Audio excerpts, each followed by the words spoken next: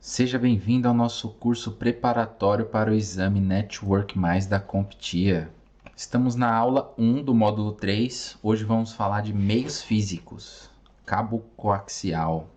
Temos aqui o cabo coaxial, né? Tenho certeza que vocês já devem ter visto ele. Ele é composto pelo núcleo central, que é essa parte aqui, que é feita de cobre. Esse isolante dielétrico, que é um plástico mesmo, branco, que envolve o núcleo central de cobre. Essa malha, né, essa blindagem metálica, que é chamada, ao redor dessa parte de plástico, que é o isolante. E a capa plástica preta. Nós vamos entrar mais em detalhes a seguir. Então, o cabo coaxial ele é composto por esse centro condutor, é feito de cobre, que é esse aqui, ele que transporta o sinal, fica ali no meio. Tem o isolante dielétrico, que é essa parte de plástico que eu falei para vocês, que cerca o condutor de cobre e que separa o núcleo central da blindagem. Então, serve para proteger também. Temos o escudo trançado, que é uma malha metálica, geralmente é cobre, mas também pode ser de alumínio. Então, ele envolve o isolante dielétrico. O isolante dielétrico envolve o núcleo condutor, centro condutor, que é de cobre, e o escudo trançado ou a malha metálica envolve o plástico condutor, o isolante dielétrico. Então ele protege. Tudo isso serve para proteger contra interferências. Também em seguida tem o revestimento externo, que é chamado de Plenum Rated Coating, ou seja, uma capa externa de PVC, que em português é chamado de revestimento pleno. Esse revestimento pleno é um material que é resistente ao fogo. Caso ocorram incêndios, ele quase não emite fumaça e a fumaça também não é tão tóxica. Ele é instalado em espaços que eles chamam de espaços plenos, como dutos de ventilação, onde a circulação de ar é intensa. Porque nos grandes edifícios, o espaço que fica entre o teto e o chão de um andar para o outro é geralmente utilizado para transportar fiação, os cabos. E também ali tem grande circulação de ar. Então, numa ocorrência de incêndio, por exemplo, se esse cabo não for esse de revestimento pleno, ele causaria um desastre, porque imagina, muita fumaça, fumaça tóxica e também altamente inflamável. Geralmente as autoridades responsáveis por segurança obrigam o uso desse tipo de revestimento pleno, tá? Tem o cabo coaxial sem o revestimento pleno, que é muito mais barato, porém você vai querer usar ele onde for permitido, mas geralmente em prédios que exigem que tem essa questão da segurança com as autoridades, realmente eles têm que ter utilizado o revestimento pleno, porque, como eu disse, emite menos gases, não é tóxico, porém é muito mais caro. Em ocasiões que dê para usar o cabo coaxial que não seja de revestimento pleno, vão querer sim usar, porém, quando for em locais em que haja a necessidade de utilizar nos espaços chamados de espaço pleno, que são os dutos de ventilação, que é onde circula o ar e que também é utilizado para colocar os cabos, tem que ser com revestimento pleno mesmo, por segurança, só que é mais caro. Aqui você tem o Thin Internet, que é o 10 Base 2, ou 10 base 2. O que é isso? Ele é um padrão de rede de internet que utiliza cabos coaxiais finos. Então, quando você vê esse tipo de cabo coaxial, com certeza você já deve ter visto. Se você é do meu tempo, você já viu um desse. Ele é utilizado em velocidades de até 10 Mbps. Então, esses cabos coaxiais finos é chamado de Thin Internet, que é o internet fino, que é 10 base 2. 10 base 2. O 2 refere-se ao máximo de aproximadamente 200 metros, tá? Que é o alcance desse cabo. O Thin Internet, que é esse padrão de internet, ele é usado em conexões de topologia de barramento. Então você vê aqui, por exemplo, esses conectores aqui, esses conectores BNCs.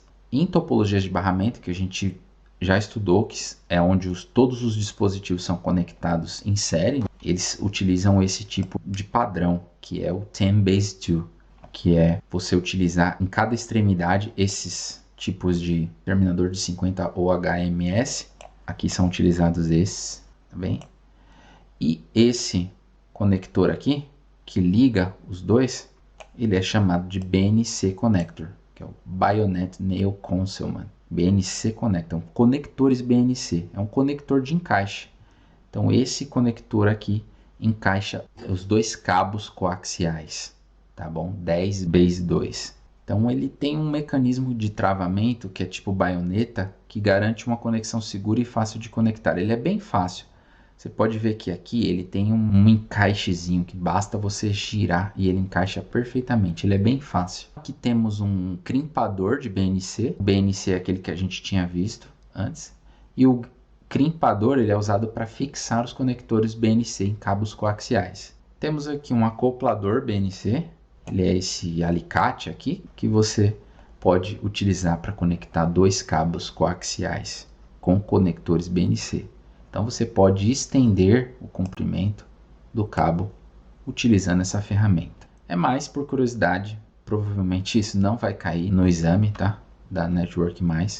Agora, isso sim é mais importante você saber que é o cabo coaxial RG59 e depois nós vamos falar do RG6.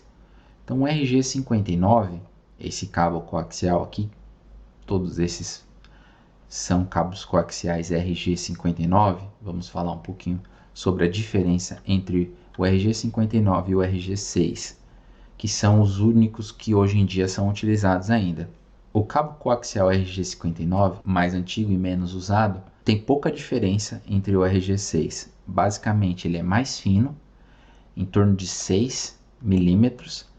Então ele tem um isolante dielétrico mais fino, tá bem? Aqui não é tão fácil a visualização, porque realmente é pouquíssima diferença em termos de tamanho. Ele tem menos camadas de blindagem, que resulta em menor proteção contra interferências. Então você pode ver aqui as camadas de blindagem. Quando a gente comparar com o RG6, você vai ver que são menores.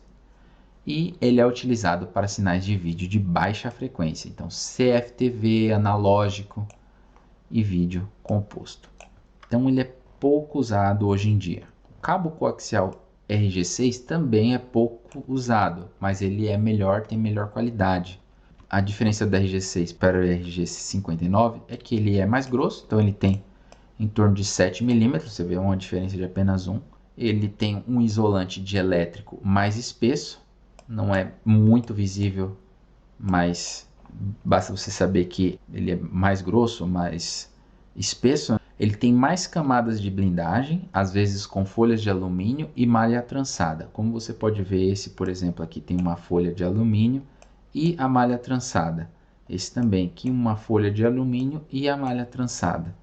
Então tem mais proteção contra interferência. Às vezes quando você utiliza algo próximo de um cabo coaxial, pode ocorrer uma interferência, tá bem? O cabo coaxial RG6 ele oferece proteção em termos de interferência. Então ele é utilizado, ou era, né? Mas ainda tem, a utilização ainda tem alguns países, algumas cidades, algumas empresas, inclusive, que utilizam hoje em dia ainda o cabo coaxial RG6. Então é utilizado para TV a cabo, satélite e internet.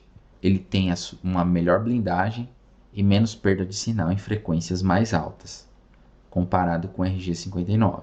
Vamos passar para o conector tipo F. Tenho certeza que vocês também já devem ter visto esse conector.